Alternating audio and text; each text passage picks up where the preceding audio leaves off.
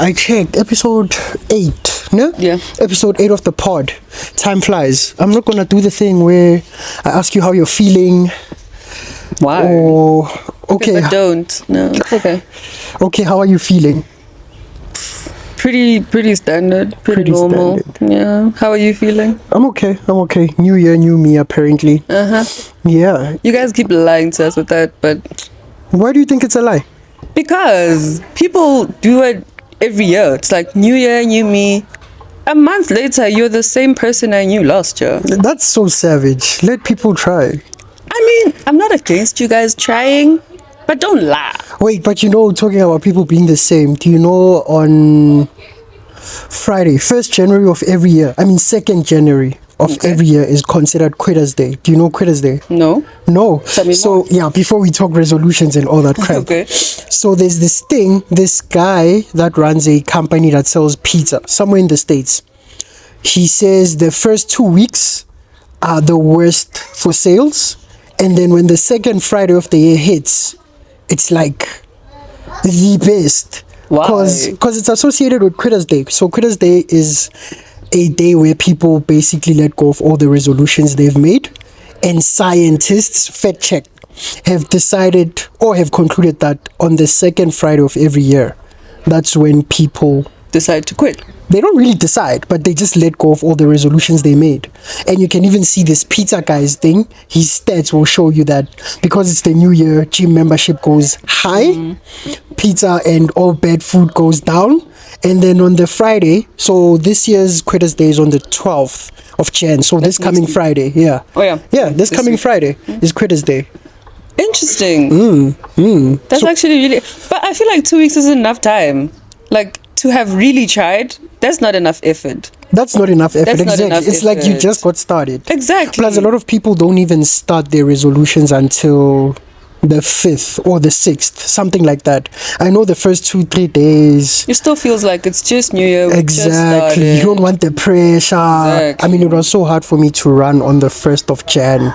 But that's crazy. How did you wake up on the 1st of Jan and run? Because the Nike app gives you this thing called resolutions when you run in the first year. And it's like you are that committed, you deserve some trophy or Makes an award. sense. Yeah. But anyway, I don't want to kill people's slump about Quitters Day. I hope you don't quit. Like 2 weeks is not enough time. Give yourself more time. spouse is right. 2 weeks is not Give enough yourself time. more I feel like time. we didn't even introduce you. Maybe introduce yourself a bit. Hi, everybody. My name is Vibes with Lindy.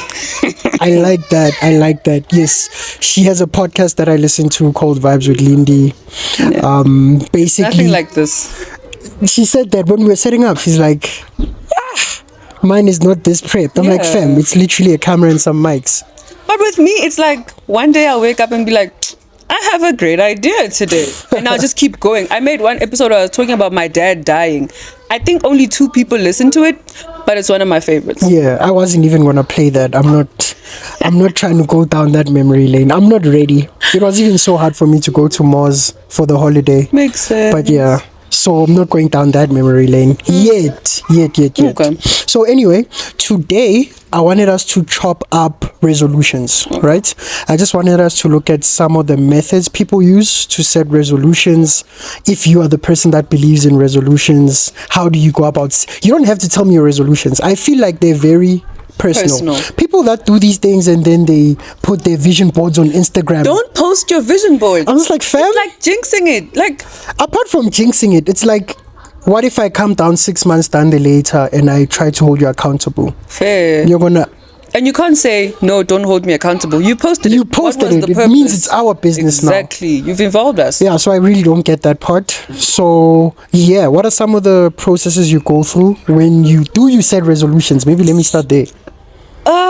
Okay, so my thing is, I've always been scared to actually set resolutions. I feel like unconsciously I do. Like at the back of my mind, I know that this year I'm changing this, but I'm not actually gonna admit it to myself even. But it's like some part of me knows. And I don't know, this year I did something different. I actually set resolutions somewhat. It's like I did a mini vision board. I did it for the aesthetics to some extent. For the aesthetics, did you post it? No, but it's so pretty. I had the urge. It's very pretty. Maybe post it. We'll hold you accountable. Nah. I mean, we'll be mad at it. I'll be mad at it, but I'll be like, okay, now I'll screenshot this And and then I'll call you 4 months down the line and be like, honey, I don't think, did you commit? That would probably be my question. Did you commit? But also you speaking about the fact that subconsciously you'll know. I strongly believe we all know what we have to do. True. Without even having to write it down or anything like that. You already know, if I'm trying to become this version of myself, there's certain things I need to do. Maybe we write it down because it helps us not just visualize it, but see it. And then you're like, okay, these are my action plans. And when you write it down, you can somewhat break it down. That makes sense. In steps, so to speak. But yes, you were still telling me this. You, for the first time, you did an aesthetic board. Yeah, I did like a little thing. Realistically speaking, I've already forgotten most of those things. I remember one thing. The one you remember is your yet defining thing. But that's okay. It's a pretty simple thing. Something I enjoy. I think that's Don't called judge cheating. me. No. I think that's called cheating. I have. Okay, now I'm starting to remember it. It's a cool. Yeah. And then what's your process? Oh. Do you have a process? Like some people like to light candles, set a mood, maybe put their phone on airplane mode. Okay, that would make sense. What I did, put on my headphones, sit with my iPad, my tablet, and just go let it come to me. Right, that's also a good way to go about it. I mean, for me, for the first time, this is something that was suggested by Aviwe. So we decided to do it together, which was very interesting. Usually you would think things like this, maybe you do alone. Yeah. But when you have someone to go back and forth with, I think it helped me a bit. And we tried this thing for the first time where I wrote a letter. I posted it. I don't know if people saw that. Where I wrote a letter to the future version of me. So I set these targets or these goals, whatever you want to call them. And then I write a letter in that moment. Excuse me. That kind of says what I feel like now and what I hope I feel like when I read the letter. The letter is dated last day of the month. I don't even remember what I wrote in there anymore.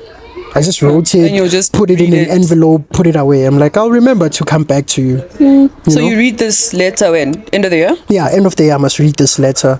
And Okay. hopefully I've committed to what I've put in the letter. I don't remember. Do you feel like this is the year you commit to whatever you've said? I think this is the year I commit. I mean, I've been relaxing, so to speak, for a while, but I think this is the year I commit. So that was my process. We went somewhere quiet. We were at Eco Park. We went to Eco Park. Yeah, Great place. Great place. We went Great to Eco place. Park. If you haven't seen Eco Park, go see Check it out. We went to Eco Park. We sat at one of those excluded tables, and then we just did our thing. You know, you just sit there, you stare long enough into the abyss until the abyss stares right back at you, and then those things will start coming to you as too. So I had 1 year defining thing, which I'll probably talk about in the course of the week, and it needs a lot of support externally. Okay. And I need to channel that kind of energy for myself where I'm okay with reaching out to people, putting myself in uncomfortable spaces to do this year defining thing. I have so many other things that I put in there, and if I kill all of them and not kill this one, then Does it feel like you I'll wouldn't feel have like achieved? I'll still feel like I didn't do the thing I said I'd do.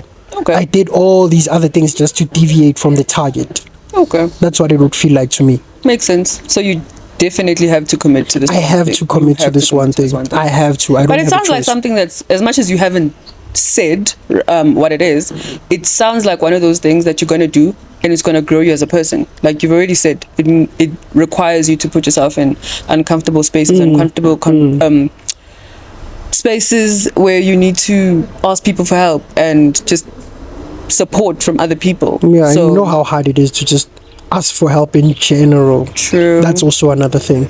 True. So something else I wanted us to do, I have this list of things. Okay. So late last year, I put out a question where I asked people some of the lessons they learned I think you also responded to that in 2023, and I got some responses. I'll put most of them on the episode notes, but there's one or two that I wanted us to break down so I can get your perspective, because when I read them, actually, let me just read it and then we'll go into it and I'll tell you what I got. So there's this one person that said, where is this one?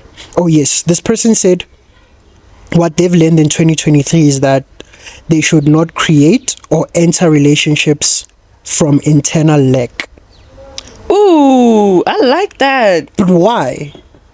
Because it's like this. You have this hole, right? And you just seek out external things to fill the hole. And you never work on fixing the hole or trying to figure out why you have a hole, right? And if the external people or the external things that you keep finding don't fill it, you just keep changing it. You're just like, okay, this is not working, or this person isn't doing what I need them to do, no matter what else they do. Because they don't do this one specific thing. They don't fill the void. They just... So every relationship you go into, you're just trying to fill something. Exactly. It's never for anything else, or it could be for other things as well, but it's like the main focus is this void. It's like, I'm really lonely, but you don't try to figure out how to fix that on your own. You just keep getting people to try and fill that. Exactly. It's unhealthy. That's good perspective.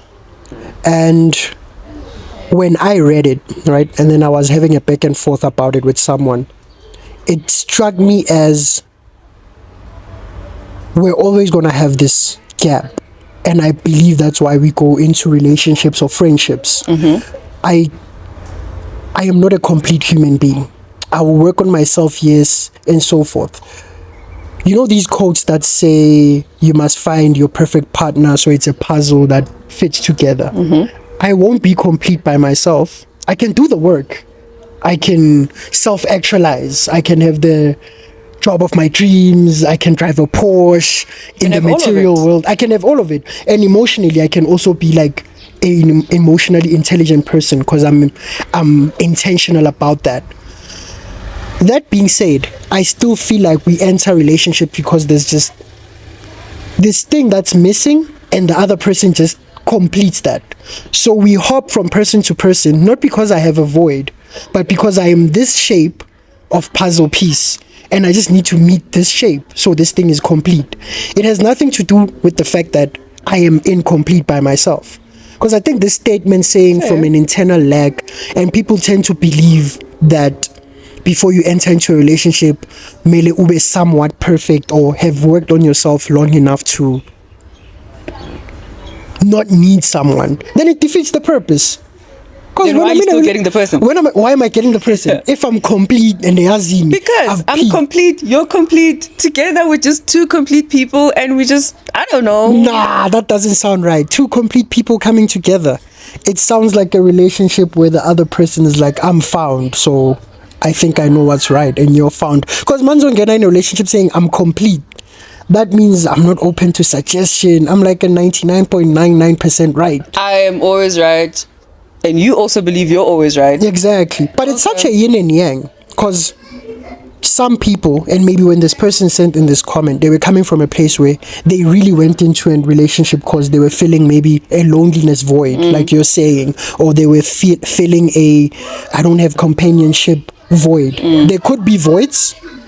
It's just, I don't know at what point does it stop being this is a void. This is a void. Or this is, no, I just need someone else. You know? I get that. Yeah, I think there's a difference between feeling it because there's something that you refuse to work on and you're just using other people to fill that, and just, yeah, I'm good. I just need a partner to do this life thing with. So yeah, that was one of the comments. That's and interesting. It's very interesting. Maybe in the comments, if you've listened to the pod to this long, you can just add on for us. Because Spouse has a good perspective. I mean, Vibes with Lindy has a good perspective. And I still have a very, not so confused, but still confused perspective. I get your point, though. I really get your point. I see it. I mean, yeah, yin and yang. Another one I wanted us to go into, right, is this one. It says some people have insecurities of their own. Don't be mad when they can't accept an apology. Okay.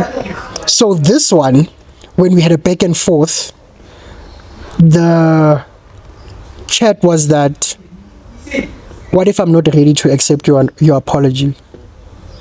That's fair. Does that still make me insecure?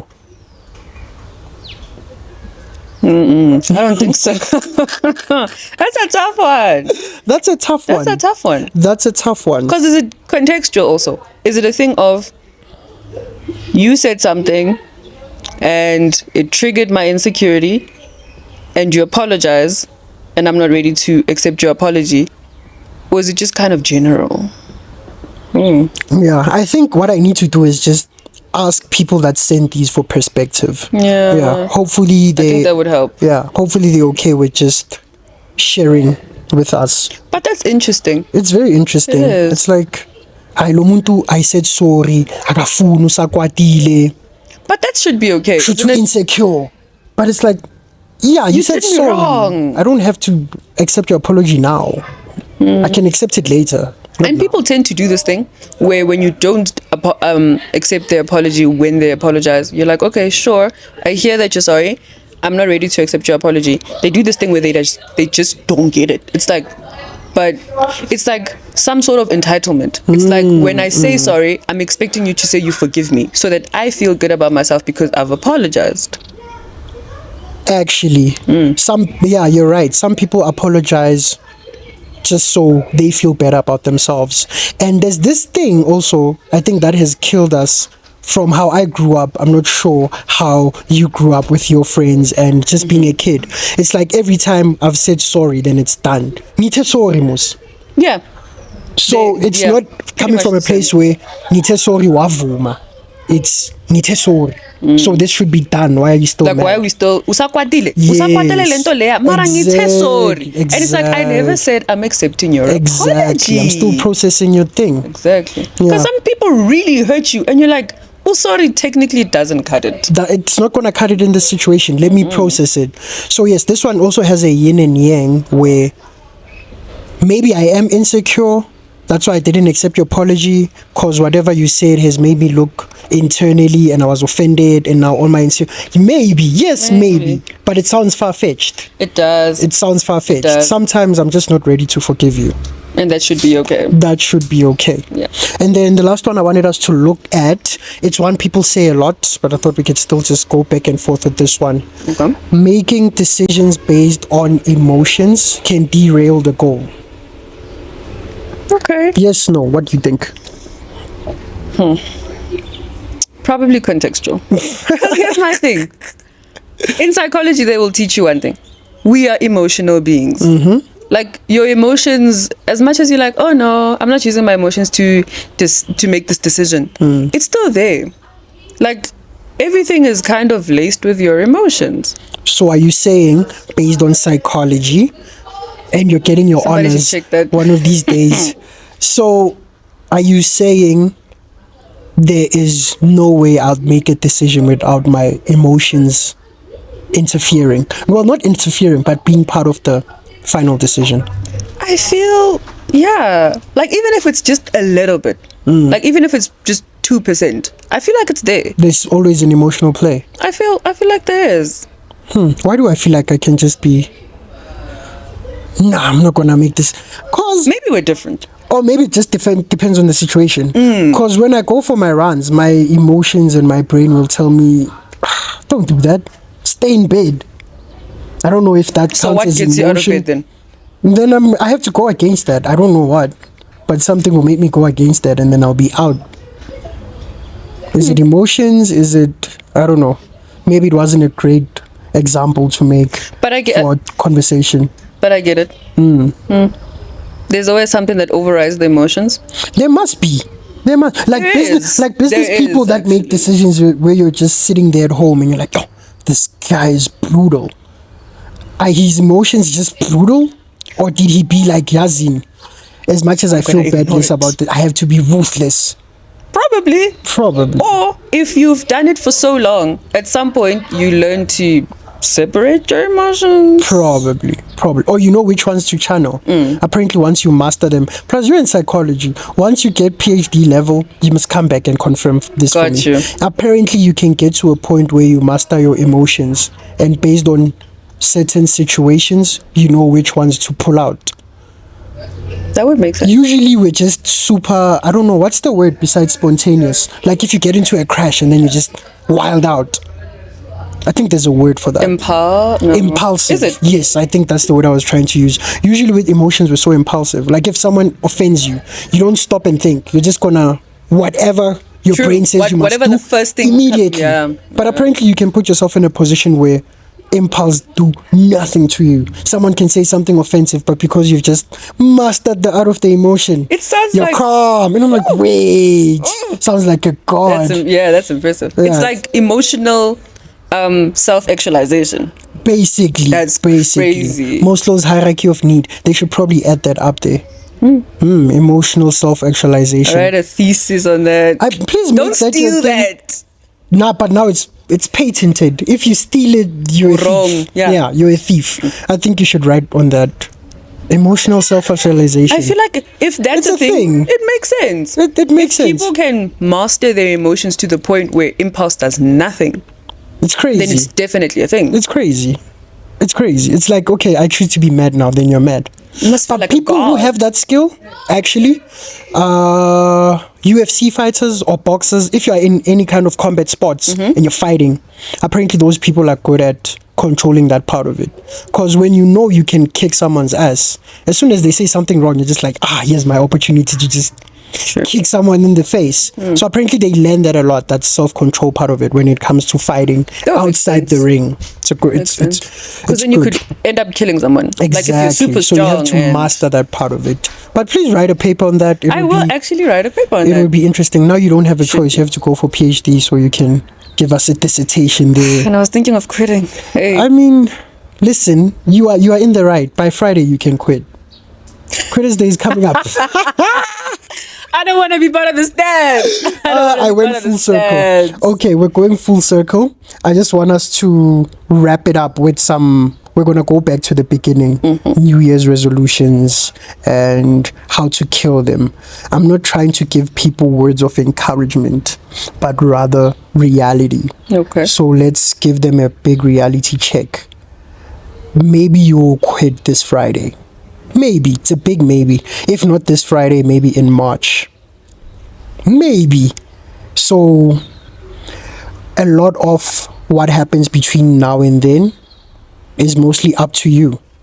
And I'm going to leave it at that. I don't even want to try and give you words of courage, wisdom, knowledge. I said on one of my episodes, I'm not a found guru. So I'm going to leave my part at that. I don't know if you want to say something about the new year, New Year's resolutions. Honestly, you're going to have a great year. Ooh. I feel like you're going to have a great year. Regardless of what you do, you're going to have a great year. Whether you quit this Friday or you quit in March or you don't move out of your mama's house, you're going to have a great year. That's what I think.